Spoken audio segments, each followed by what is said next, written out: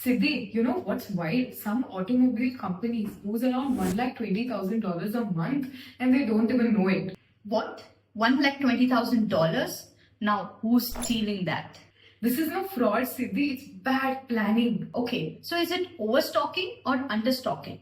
In this case, it's actually understocking. So there's plenty demand in the market, but no inventory and pretty bad planning, unable to suffice the demand. Okay, so now there is a ghost in supply chain planning who is not even showing up in profit and loss statements. Correct. Anamind actually helped a client overcome this problem, and poof, in few months, $120,000 was retrieved, earned, saved. And to decode exactly this, Sheetal Yadav and Anand Kumar on the 20th of November will walk you through the different ways of tackling this problem. Hit the link in the description, register now before the ghost drains your next quarter.